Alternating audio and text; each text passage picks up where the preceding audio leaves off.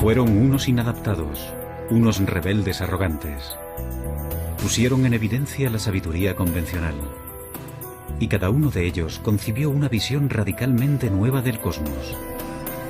Galileo Galilei, Isaac Newton, Albert Einstein y Stephen Hawking.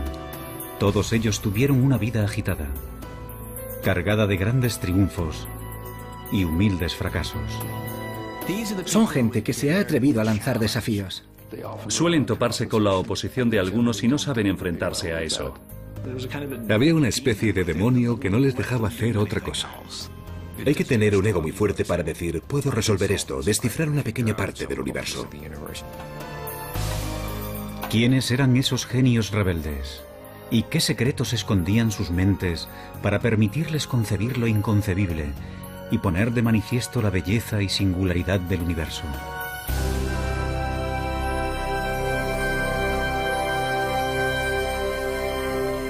Mentes brillantes.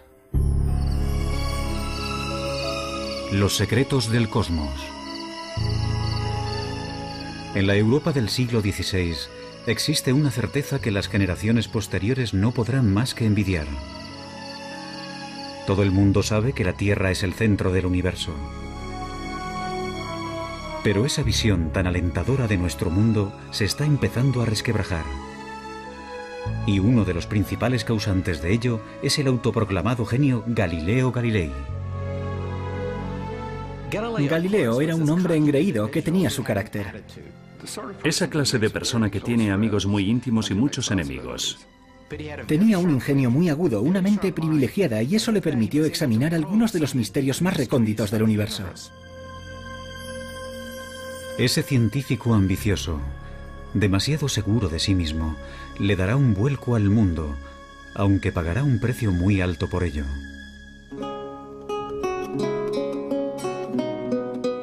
Galileo nace en 1564 en Pisa, Italia. Su padre, laudista, es bien conocido por rechazar las convenciones para crear una nueva forma de armonía musical. Galileo hereda esa rebeldía de su padre. A los 25 años se convierte en profesor de matemáticas de la Universidad de Pisa. Pero cada vez se muestra más insolente con sus colegas, que todavía instruyen en las teorías científicas del filósofo griego Aristóteles, casi 2000 años después de su muerte. No olvidemos el hecho de que antes de Galileo no había ciencia tal y como nosotros la conocemos. De acuerdo con la filosofía aristotélica, por ejemplo, los cuerpos en movimiento se detenían no por la fricción, sino porque se habían cansado, y caían al suelo no por la gravedad, sino porque anhelaban estar unidos a la Tierra. Galileo encuentra absurdos tales ejemplos. Esos grandes personajes que se proponen descubrir la verdad y no llegan a encontrarla nunca me ponen enfermo, escribe más tarde. No consiguen encontrarla porque siempre miran en el lugar equivocado.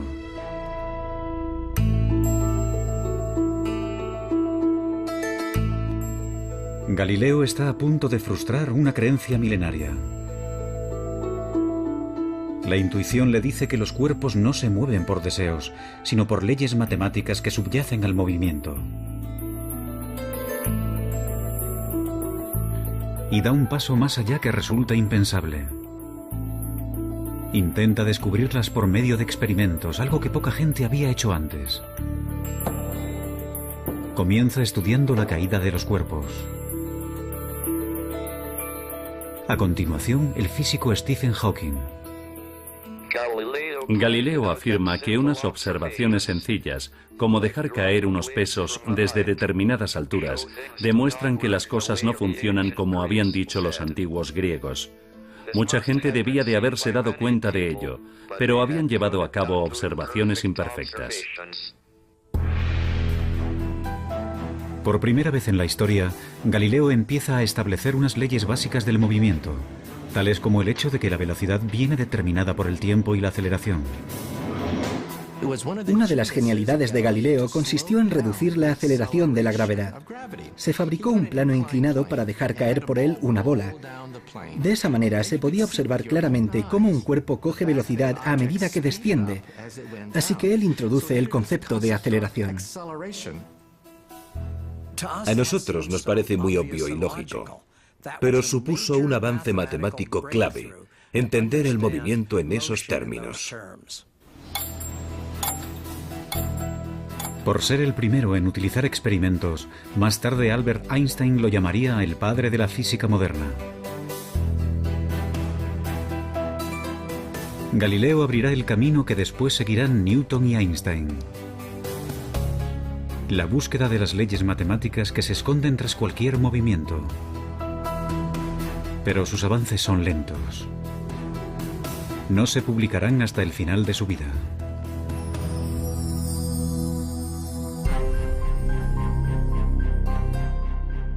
A los 45 años, Galileo continúa siendo un matemático mal pagado. Pero la ambición y la arrogancia le catapultan pronto a la fama y también a su perdición.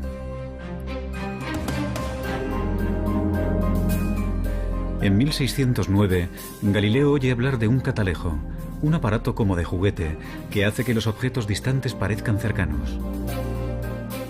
Decidido a sacar provecho del invento, aprende rápido a fabricar lentes. En pocas semanas, llega a Venecia con un telescopio que presenta como su propio invento. Impresiona de tal forma a la marina veneciana que sus superiores le doblan el salario. Galileo no se molestó en decirles que aquel instrumento ya se estaba presentando y vendiendo en muchos otros lugares. De hecho, se llevaron una gran desilusión al descubrir que no era un invento exclusivo de Galileo. Pero, bueno, tampoco se le puede reprochar nada, simplemente fue un buen negociante. Para el librepensador que era Galileo, el telescopio también ofrece la posibilidad de plantear cuestiones que otros no se atreven ni a nombrar.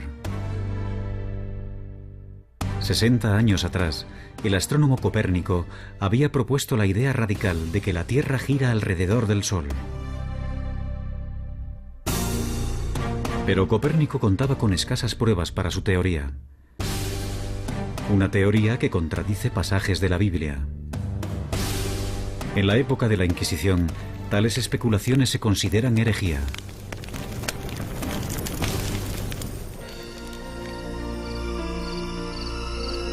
No obstante, Galileo no se detiene.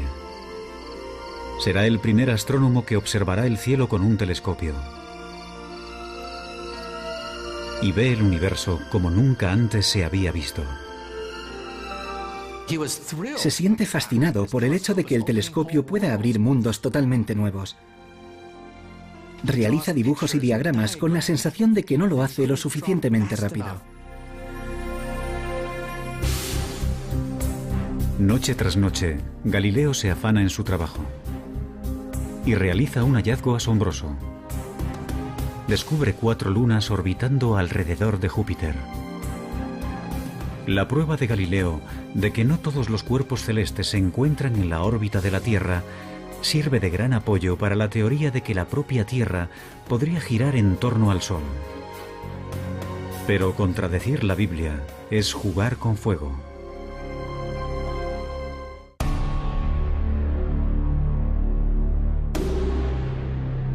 Galileo se muestra impaciente ante aquellos que ponen en duda sus nuevas teorías. Él ha visto el universo de una manera nueva, con sus propios ojos. ¿Cómo puedo hacer esto sin que suponga una pérdida de tiempo?, escribe, cuando esos peripatéticos a los que hay que convencer se muestran incapaces de seguir el más simple y fácil de los argumentos. Galileo utilizaba su ingenio mordaz para atacar a la gente, y eso no le proporcionó muchos amigos. En 1615, a los 51 años, Galileo acude a Roma para exponer su caso. Y puede que ese fuera su mayor error. La Iglesia le ordena dejar de dar lecciones sobre que la Tierra gira alrededor del Sol. Pero Galileo vuelve a tentar a la suerte. 9 años más tarde, solicita que vuelvan a escuchar su caso. Esta vez, el nuevo papa es un íntimo amigo. Y Galileo consigue un permiso para escribir un libro. Siguiendo su costumbre de desdeñar a los oponentes, Galileo escribe un diálogo en el que personajes vagamente disfrazados ofrecen argumentos a favor y en contra de su teoría. En sus libros está muy claro quién es el listo, quién es el que hace el papel de Galileo, mientras que los aristotélicos se presentan como los tontos. En 1633, la Inquisición ordena arrestar a Galileo. La Iglesia le acusa de herejía. Pero quizás la verdadera razón por la que enjuician a Galileo es que ha ido demasiado lejos en sus esfuerzos por persuadir. En su diálogo, ha puesto el argumento favorito del Papa en boca de un personaje ridículo. Gente cercana al Papa le advirtió de que en su libro Galileo había intentado que pareciera un estúpido. Y perseguir sistemáticamente a Galileo y mantenerle en arresto domiciliario para el resto de su vida fue una decisión personal del mismo Papa. En realidad no fue idea de la Iglesia, fue una decisión personal del Papa por una profunda ira hacia un amigo. Galileo espera un simple acuerdo. En lugar de eso, le amenazan con torturarlo. Rendido ante lo inevitable, se arrodilla y se retracta.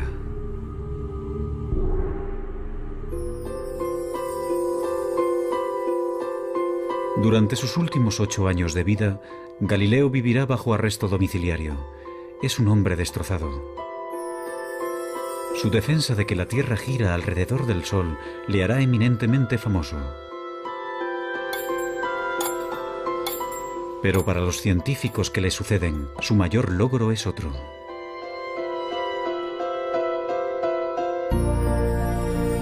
En sus últimos años de vida, escribe un libro con el que completa el trabajo iniciado de joven.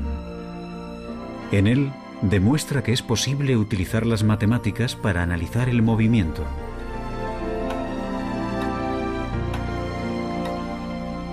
Irónicamente, el año en que fallece Galileo, a 1300 kilómetros de distancia, nace un niño que completará sus ideas.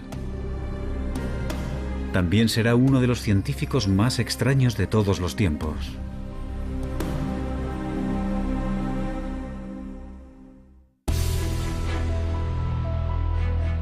Seguramente no ha habido ningún otro científico que haya trabajado tan duro, sin reparar en comer, dormir o relacionarse con otros, como Isaac Newton.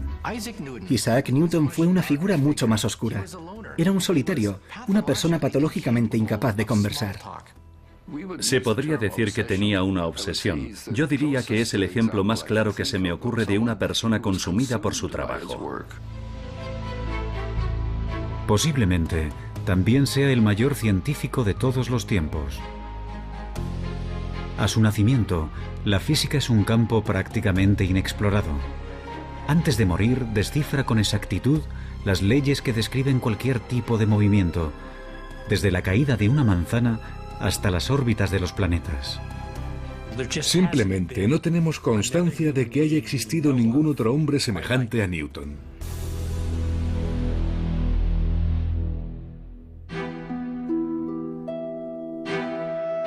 En 1642, Isaac Newton nace en un pueblo remoto de Inglaterra.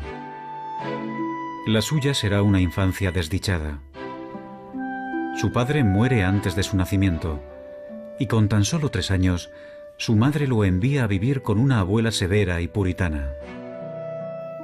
Cuando su madre se volvió a casar y lo dejó con su abuela, Newton se sintió traicionado y solo, y yo creo que nunca superó aquello. Más tarde escribirá que, entre sus pecados de la infancia, se incluye amenazar con quemar a su madre y a su padrastro en la casa de estos.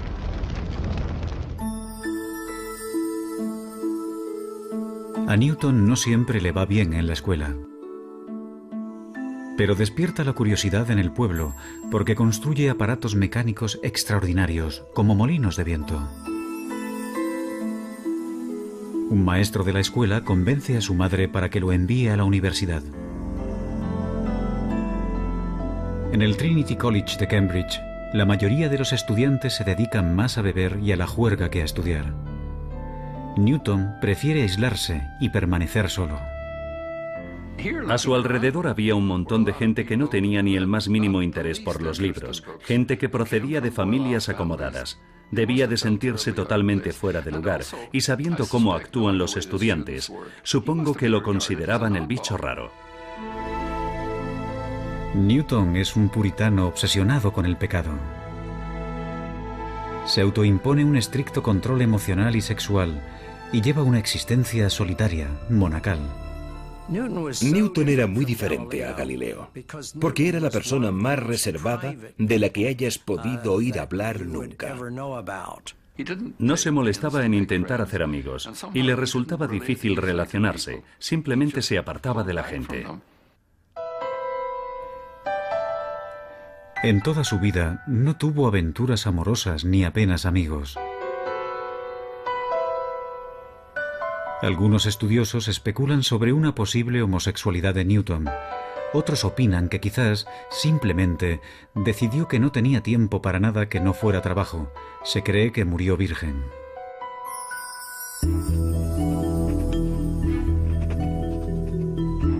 En la facultad, Newton dedica toda su pasión a los estudios.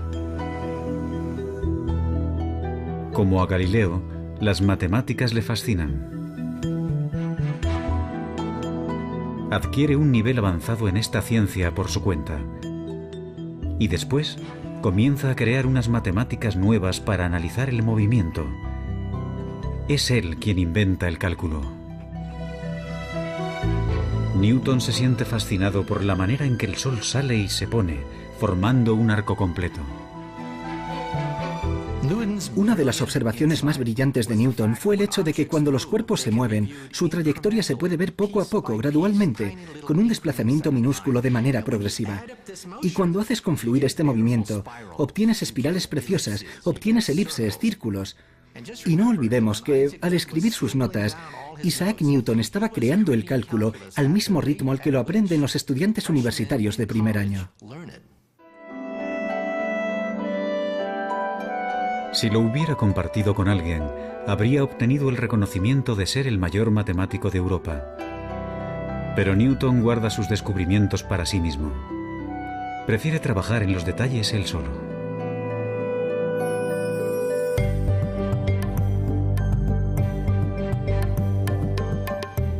Algunos años después, a los 24 años, Newton está viviendo en casa de su madre.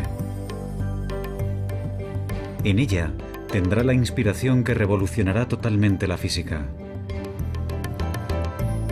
Desvelará el misterio del movimiento de los planetas. Isaac Newton veía el mundo de manera gráfica, geométrica. Y un día, mientras paseaba por la finca, vio caer una manzana. A continuación, alzó la vista y vio la luna. En ese momento se planteó la pregunta clave, la pregunta que resolvería el misterio de la esfera celeste. Si una manzana cae, ¿también cae la luna? Y entonces tuvo una de sus mayores inspiraciones. Se dio cuenta de que la gravedad, de la misma manera que atrae una manzana y hace que ésta caiga sobre la Tierra, podría ser la misma fuerza que atrajera la luna, esa luna que hay en el cielo, y que la hiciera caer dando vueltas sobre la Tierra. Mientras que Galileo empezó a estudiar cómo la gravedad actúa sobre la Tierra, Newton es el primero en darse cuenta de que esa gravedad también mueve los planetas y los astros. Eso supuso un cambio revolucionario. Básicamente, Newton demostró que las leyes que rigen los cielos son las mismas que las de aquí abajo, en la Tierra. Pero cuando intenta descifrar los detalles, unos problemas matemáticos muy complejos se interponen en su camino, y mantendrá en secreto su gran descubrimiento durante casi 20 años.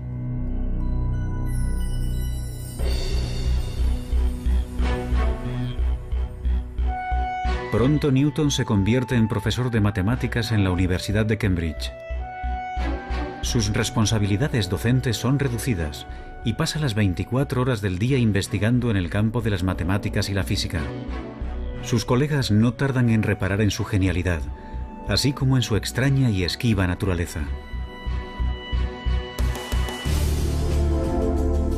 En 1672, gracias al invento de un nuevo telescopio, Newton es admitido en la Royal Society, la asociación inglesa de los científicos más destacados. Halagado, permite que publiquen un artículo brillante sobre óptica. No obstante, cuando el gran físico Robert Hooke, equivocado, pone en duda su teoría, Newton entra en cólera y amenaza con abandonar la asociación. Su reacción ante las críticas es casi siempre explicar cuidadosamente por qué lo que acaba de decir la otra persona es una completa estupidez. Tenía una personalidad extremadamente frágil. Como ha dicho uno de sus biógrafos, o mandaba o se enfadaba. Y pasaba mucho tiempo enfadado. Algunos historiadores especulan sobre si el carácter vengativo de Newton, su extremada susceptibilidad a la crítica y su trabajo obsesivo pudieran ser síntomas de una enfermedad mental como un trastorno maníaco-depresivo. Nunca lo sabremos. Si realmente padece una enfermedad mental, no lo detiene en su trabajo.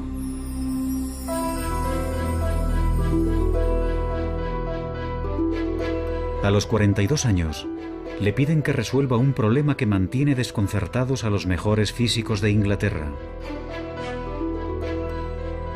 ¿Cómo describir matemáticamente la órbita de los planetas alrededor del Sol? Invadido por la inspiración, Newton se encierra en su cuarto y comienza a trabajar en su gran obra maestra. Como a Galileo, le guía una fuerte intuición. Ahora se dispone a descifrar matemáticamente las leyes de la gravedad, una tarea que había iniciado en años anteriores. Durante casi 2 años, no se comunica apenas con nadie. El único ejercicio que realiza es pasearse por la habitación. Dormía muy poco y se pasaba 18, 20 horas al día trabajando. Se saltaba las comidas. Solo escribía. Tenía el poder de sentarse en la silla y no distraerse, concentrarse, obsesionarse con un problema durante años, sin parar, hasta que lo resolvía. Al final, Newton reaparece con una obra maestra que transformará el mundo, Los Principia. Puesto que es un simplista inquebrantable, Newton se centra en los fundamentos básicos. Desvela cómo la masa interactúa con la fuerza, la inercia y la aceleración.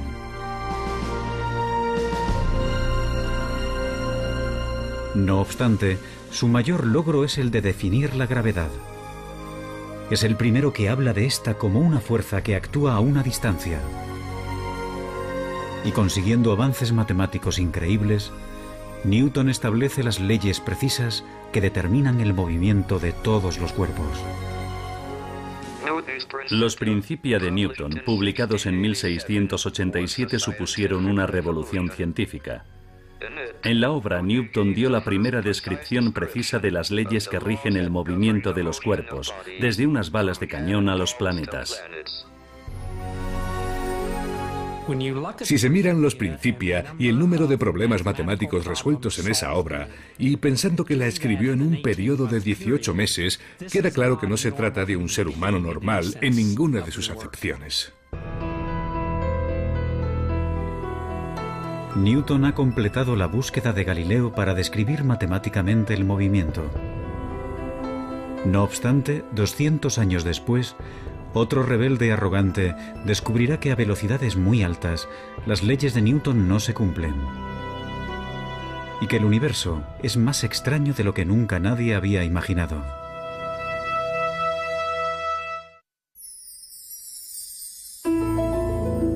A los 16 años, Albert Einstein se plantea una pregunta muy simple.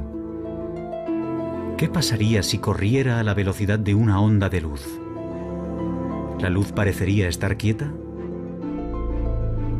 Cuando vuelve a centrar su atención en esa imagen, menos de 10 años después, revoluciona nuestra concepción del espacio-tiempo. Le encantaba imaginar mundos que no existían. Y ese era su poder, ser capaz de ver físicamente en una imagen cosas que los demás no podían ver. El hombre que hace esos avances tan importantes es un catedrático distraído, un gran enamorado de la humanidad de ojos brillantes. Pero también es egoísta. Ha tenido 2 fracasos matrimoniales y confiesa de sí mismo ser un desastre en la esfera emocional.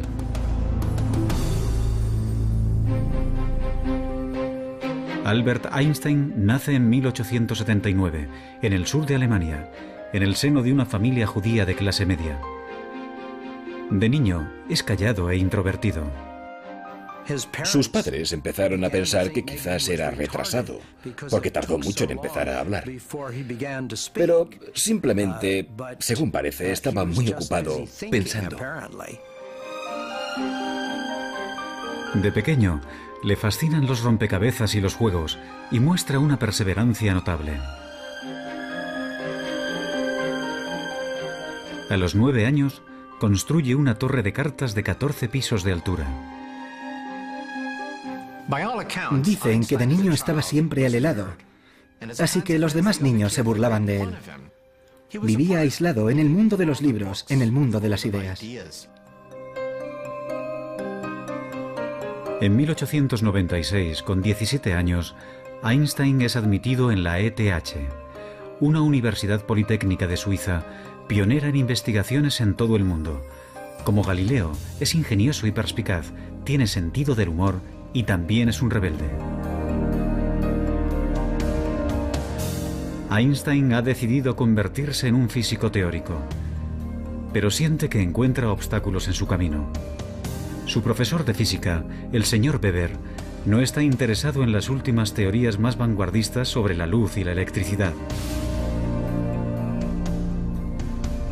Aprueba los exámenes con los apuntes que le deja un amigo y se gradúa con unas notas muy normales. Su comportamiento no ha pasado desapercibido. Solicita algunos puestos de trabajo en universidades y todos se le deniegan. Una vez acabados sus estudios universitarios, Einstein se convirtió en un fracasado en todas las acepciones de la palabra. Su profesor, Weber, profesaba una gran antipatía por el joven Einstein. Le escribió cartas de recomendación que ahora sabemos socavaban sus oportunidades de conseguir cualquier tipo de puesto académico. Incluso antes de comenzar a trabajar de físico, su carrera como tal ya estaba acabada.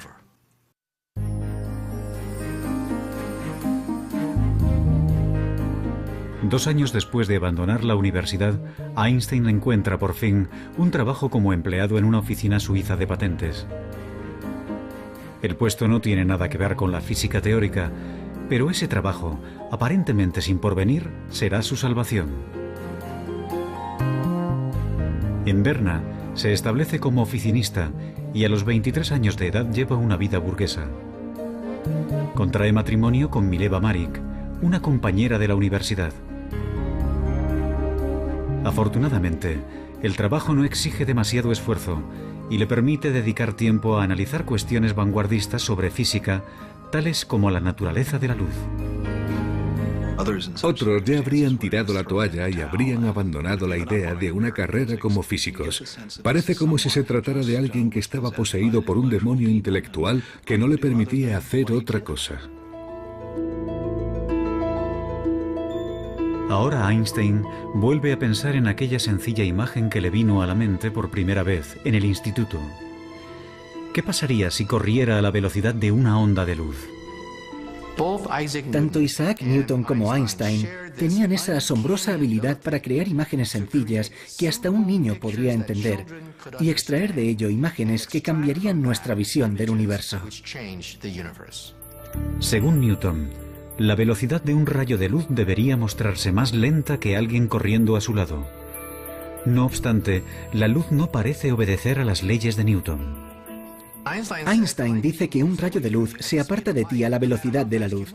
Por mucho que corras, nunca lograrás alcanzarlo. Por mucho que aceleres, aunque pises a fondo, el rayo de luz seguirá apartándose de ti a la misma velocidad. ¿Cómo es posible que no se pueda alcanzar un rayo de luz?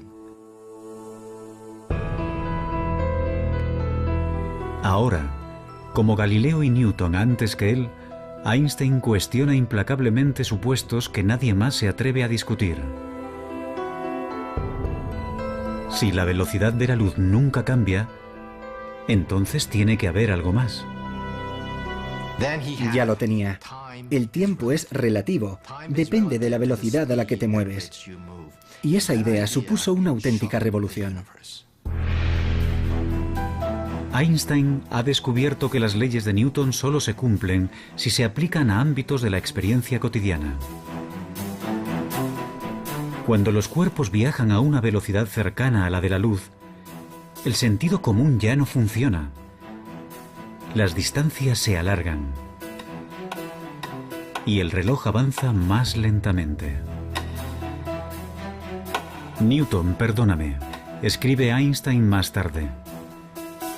Con tan solo 26 años, desmonta las leyes del movimiento de Newton con su teoría de la relatividad.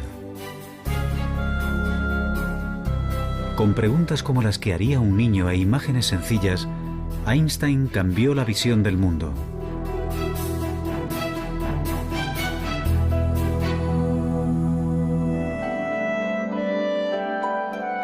En 1907, Einstein aborda nuevos retos científicos. Pero unas cartas recién publicadas revelan un lado personal poco conocido. Mientras trabaja en su gran obra maestra, se encierra en sí mismo y sus más allegados sufren.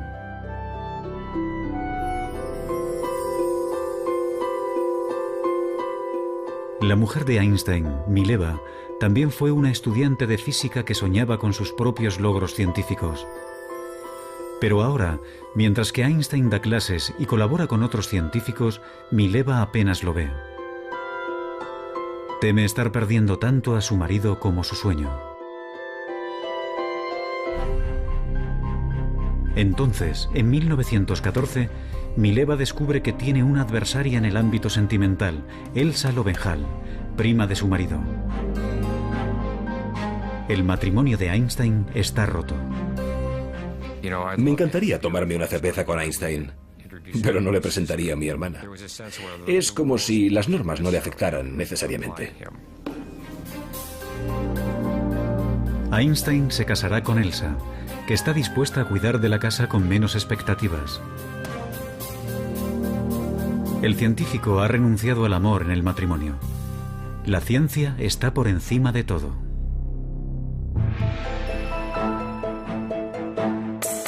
A los 35 años de edad, Einstein está persiguiendo un objetivo que muchos físicos creen imposible. Su intuición le dice que debe de haber una teoría general de la relatividad, que también explique la fuerza de la gravedad. Como Newton, Einstein está obsesionado. Pasa años inmerso en unas matemáticas de una complejidad tremenda. Inseguro de si va por el camino correcto o es una empresa descabellada. Se pasaba años dándole vueltas sin parar a un problema. Se aferraba a él casi como a un perro que no suelta su hueso. Cuando estaba trabajando en la relatividad general, estuvo a punto de padecer una depresión nerviosa. Estaba tan concentrado que llegó a perder una enorme cantidad de peso. Porque no comía, se concentraba en los problemas de la misma manera que lo hacía Isaac Newton.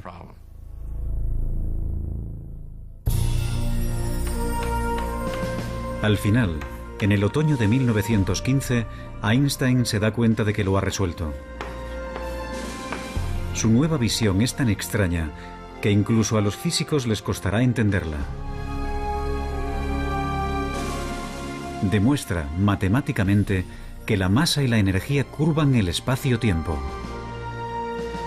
Un cuerpo inmenso como el Sol deforma tanto el espacio-tiempo que un planeta cercano se mueve a su alrededor con una trayectoria curva.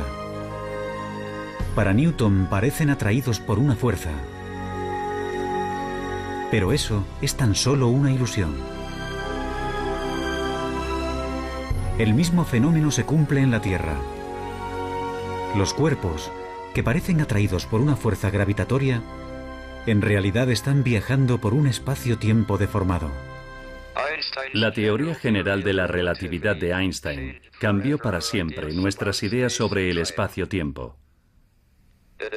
Es tan bonito que tiene que ser cierto.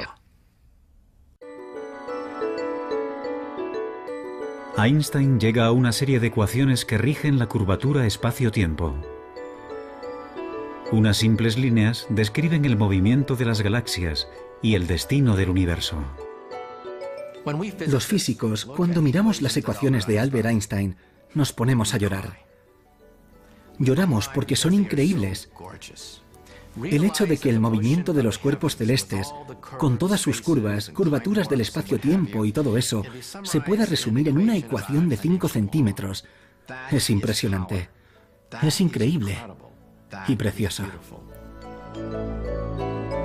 Aunque Einstein continuará trabajando hasta el día de su muerte, a los 40 años ha completado su mayor obra.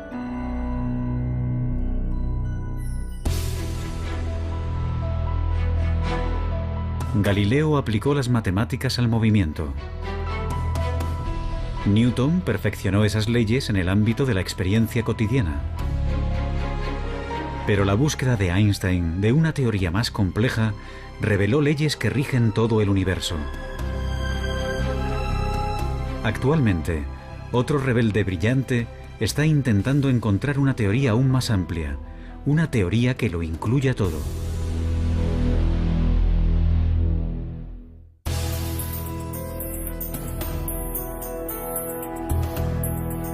Ningún otro científico ha sacudido los pilares de la física como Galileo, Newton o Einstein. No obstante, entre aquellos que han ampliado las fronteras de la cosmología, se encuentra el que una vez fue un estudiante perezoso, Stephen Hawking.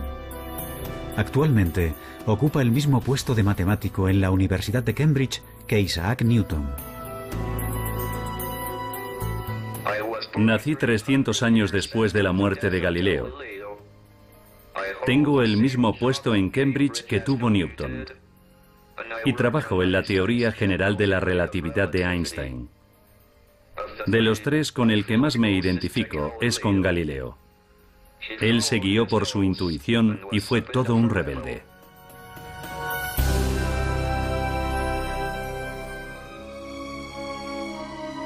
Stephen Hawking nace en 1942 en Oxford, Inglaterra. Como Galileo, Newton y Einstein, de niño se siente fascinado por cómo funcionan las cosas. No obstante, en la Universidad de Oxford, Hawking prácticamente no estudia nada. Confía en su extraordinaria facilidad con las matemáticas para ir aprobando. Hawking pasa la mayor parte del tiempo saliendo con amigos y con su equipo de remo. Desde luego, Stephen Hawking no era el tipo de persona que parece tener un destino brillante. En la facultad no era el más aplicado. Él mismo dice que durante toda su etapa como estudiante en Oxford trabajó en total unas 1000 horas, lo cual supone 1 hora al día de media. Hawking se muestra aburrido y apático. Según parece, para él no vale la pena esforzarse por nada. Pero está a punto de desencadenarse una tragedia que convertirá un intelecto aburrido en una mente apasionada.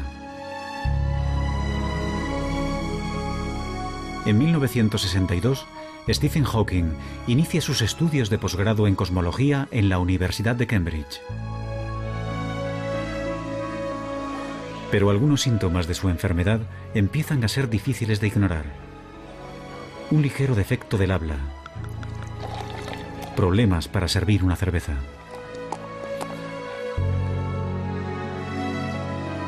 Los médicos le dicen que tiene ELA, esclerosis lateral amiotrófica, comúnmente denominada enfermedad de Lou Gehrig.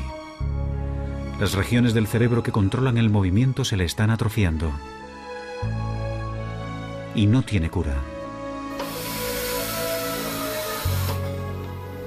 El estudiante de 20 años sabe que su cuerpo sufrirá una parálisis. Con el tiempo, los músculos respiratorios se le agarrotarán y tendrá problemas respiratorios.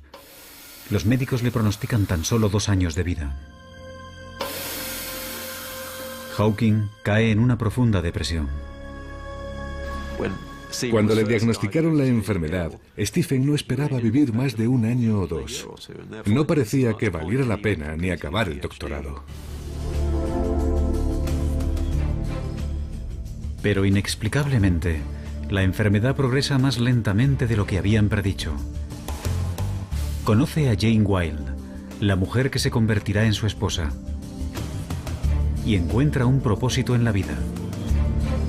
Soñé que me iban a ejecutar, escribe. De repente me di cuenta de que había muchas cosas que valía la pena hacer si me concedían un aplazamiento.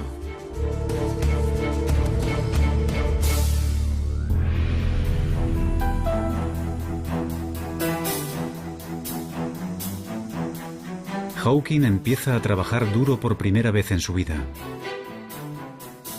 Y para su sorpresa, se da cuenta de que le gusta. A principios de los 70, Stephen Hawking es un reputado cosmólogo. Está postrado en una silla de ruedas. No obstante, se muestra obstinado. Nada le impedirá llevar una vida normal. Tiene hijos y trabaja intensamente. Y está a punto de realizar un gran descubrimiento que desarrollará la teoría de Einstein en una dirección inesperada.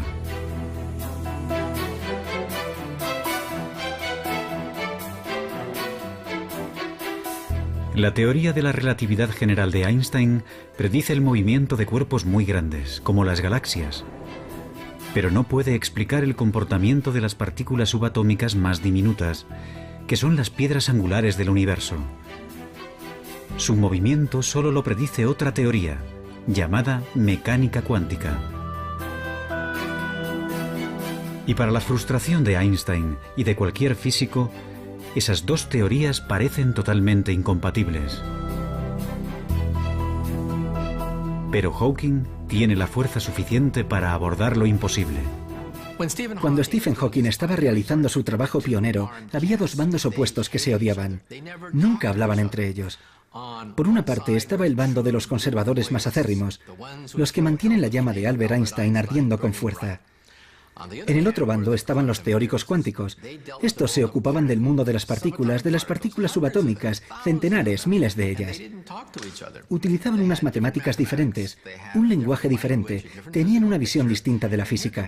Y llega Stephen Hawking diciendo que va a intentar aunar los 2 bandos. Nadie había planteado algo así hasta entonces.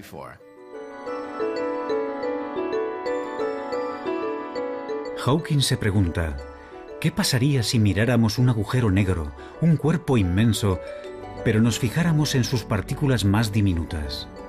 Hawking, como Einstein, es extremadamente perspicaz. Tiene una intuición increíble para plantearse las preguntas clave y hacerlo del modo más adecuado. Los agujeros negros constituyen la predicción más extraña y radical de la teoría de la gravedad de Einstein. Teóricamente, cuando una masa se encuentra extremadamente concentrada, por ejemplo un astro comprimido en una bola de tan solo unos kilómetros de diámetro, el espacio de su alrededor se deforma tanto que la gravedad impide que algo se escape, incluyendo la luz. Un agujero negro es una región del espacio donde la gravedad es tan fuerte que la luz no se puede escapar. Es como una membrana de una sola dirección. Las cosas pueden entrar, pero nunca salir. Por eso se le llama negro. Ahora Hawking intenta algo que sus colegas asumen que es imposible. Utiliza las ecuaciones de la teoría cuántica para analizar lo que les pasa a las partículas atrapadas por la gravedad en los márgenes de los agujeros negros. Para entonces ya no puede escribir. Si fuera un científico de laboratorio, su carrera ya habría acabado hace tiempo. Pero Hawking apenas ha utilizado siquiera un telescopio. Y para la teoría, lo único que necesita es su cerebro. Como Newton y Einstein, Hawking tiene un gran poder de concentración. Revisa una y otra vez en su cabeza largas y enrevesadas ecuaciones, comprobando y revisando constantemente sus cálculos. Tiende a pensar a través de imágenes y suele comenzar con alguna idea que cree acertada. Así que parte de ella. Tiene que confiar en conocimientos clave y saltos lógicos para compensar el hecho de que no puede comprobar línea por línea. Tiene un empuje tremendo, una tremenda determinación para llegar al fondo de las cosas. Los resultados que obtiene dejan a Hawking estupefacto. Los agujeros negros no están completamente aislados del resto del universo, tal y como se pensaba hasta entonces. Sus márgenes emiten unas diminutas partículas, ahora denominadas radiación de Hawking. Los argumentos son tan convincentes que ahora todo el mundo está de acuerdo en que los agujeros negros tienen que emitir radiación de Hawking. La radiación lleva consigo energía y masa, de manera que el agujero negro se va desvaneciendo poco a poco hasta desaparecer. Hawking ha demostrado que, como el agua en ebullición, los agujeros negros se van evaporando lentamente. Y no menos importante es su descubrimiento de que hay un caso en particular en el que la relatividad general y la teoría cuántica se pueden combinar con éxito. Mi descubrimiento de que los agujeros negros no son completamente negros, sino que brillan como los cuerpos incandescentes, fue el primer ejemplo que depende tanto de teorías a gran escala como de otras de escala más reducida. Cuando se publicaron los resultados fue precioso. Fue una sensación muy agradable. Solo hablar de ellos era como saborear un caramelo en la boca.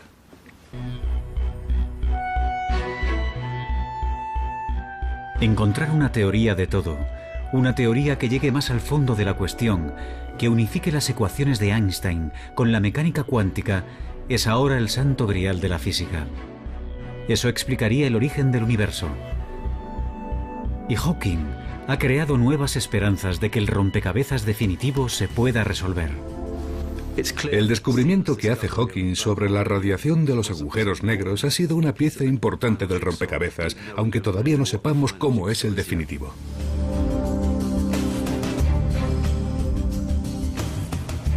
¿Quiénes han sido los físicos más grandes de la historia?